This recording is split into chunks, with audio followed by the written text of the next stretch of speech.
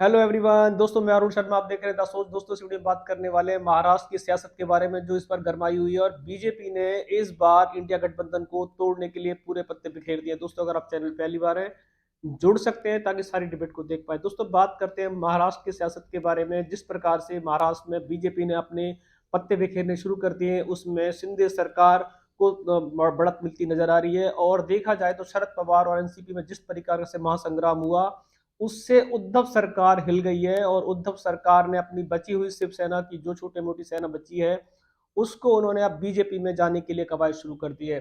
अब ये अटकलें हैं या चुनाव बाजार की तरफ से मुड़ना शुरू हुआ, क्योंकि अभी आगामी कुछ दिनों से जब से उद्धव ने ये देखा है कि मोदी जी ने इस बार सारे पत्ते उनके बिखेर के रख दिए और इंडिया गठबंधन का तो दूर दूर तक पता नहीं है। नीतीश कुमार ने जैसे ही करवट बदली, बनर्जी ने अपनी करवट बदली, और जिस तरीके से शरद पवार का सुतला साफ कर दिया गया, उस तरीके से उद्धव सरकार ठगे से महसूस रह गए। और उन्होंने अब मोदी जी के तारीफों के पुल बांधने शुरू कर दिए हैं। अब उन्होंने कुछ दिन पहले, अगर बात करें महाराष्ट्र में, तो उन्होंने मोदी जी के लिए गाल बजाए और उन्होंने बोला कि मोदी जी से वो कभी नाराज नहीं थे और मोदी जी ने उनको अपनी पार्टी से निकाल दिया, और मोदी जी चाहते तो शिवसेना का ये हाल नहीं होता। अब ये मोदी जी के लिए उनके सुर जो बदल गए। कल तक बीजेपी को सबसे भ्रष्ट पार्टी और करप्ट पार्टी बताते थे, और मोदी जी पे आए दिन संजय राउत हो, उद्धव ठाकरे हो, आदित्य ठाकरे हो, आए दिन शिवसेना उन पे आवाज उठाती रही थी। पर जब देखा कि शिवसेना का असली चिन्ह भी चला गया और उनके हाथ में कुछ नहीं रहा, और उनकी जो अगाड़ी सरकार बनने के चांस हो रहे थे, वो भी जाती रही।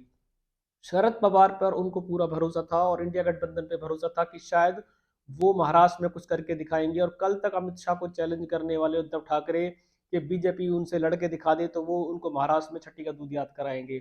अब उद्धव को अचानक क्या हुआ कि उद्धव का छठी का दूध कहाँ चला गया। उद्धव ने मोदी जी के लिए सुर बदल दिए। जिस प्रकार नीतीश कुमार ने पलटू राम ने पलटा मारा था, उसी तरीके से उद्धव सरकार को भी अब पलटा मारने में ज्यादा देरी नहीं है। अभी ये कितना सही सटीक विश्लेषण है, इसको कुछ कहा नहीं जा सकता।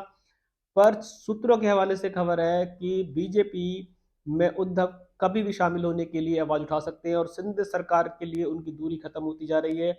उनको समझ में आ चुका है कि इंडिया गठबंधन से कुछ नहीं हो पाएगा, और इंडिया गठबंधन के हवाले शायद उनको 5 साल खाली बैठना पड़ेगा। और उनके पास अब पार्टी तक की इमेज भी नहीं बची है। तो वो पार्टी की इमेज के लिए और अपनी सरकार को दोबारा से कुछ उनको अच्छे पद मिल जाएंगे, जिसको लेके वो मोदी जी की तारीफों के पुल बांध रहे हैं। सूत्र बताते हैं कि मोदी जी का आगामी दौरा जब मुंबई में होगा, तो उसमें उद्धव ठाकरे और अमित शाह की मुलाकात होने की कगार पे है। और कभी भी उद्धव ठाकरे सिंधे शिवसेना में विलय कर देंगे, जिससे इंडिया गठबंधन का रहा सा एक हिस्सा भी चला जाएगा। इंडिया गठबंधन में सिर्फ कांग्रेस रह जाएगी और कांग्रेस की अपनी लड़ाई जारी रहेगी। अब उद्धव सरकार ने इतनी जल्दी हिम्मत हारी, अभी तो इलेक्शन आया ही नहीं था। जो कल तक मोदी सरकार के लिए इतने बड़े बड़े दावे कर रहे थे कि हम मोदी जी को हैट्रिक नहीं लगाने देंगे और लोकतंत्र प्रजातंत्र की हत्या को बचाएंगे, तो क्या हुआ? जब अपनी बारी आई तो उन्होंने भी करबट नीतीश कुमार पलटू राम की तरह अपनी पलटी मार दी। और तैयारी पूरी है। अब ये देखते हैं कि उद्धव भी नीतीश कुमार का रूप अपनाएंगे या अपनी पार्टी के लिए जिस तरीके से वो खड़े रहे थे, या वो खड़े रहेंगे। इस रुझान पे हमने नजर बनाई हुई है। अगर इस पे नया कोई अपडेट मिलता है, हम आपको समय से पहले बताएंगे। फिलहाल अभी इसमें कुछ ज्यादा जानकारी नहीं है। यही है कि उद्धव कभी उठोकर बीजेपी में अपना मन बना सकते हैं। दोस्तों, फिलहाल महाराष्ट्र की सियासत में चर्चा जोरों पे है, और इस पे कुछ अपडेट मिलेगा हम आपको समय से पहले बताएंगे। अगर आप चैनल पहली बार है, जुड़ सकते हैं ताकि सारी डिबेट आपको टाइम पे मिलेगी। दोस्तों, मैं अरुण शर्मा मिलूंगा नई सोच के साथ। तब तक अपना ध्यान रखें। नमस्कार।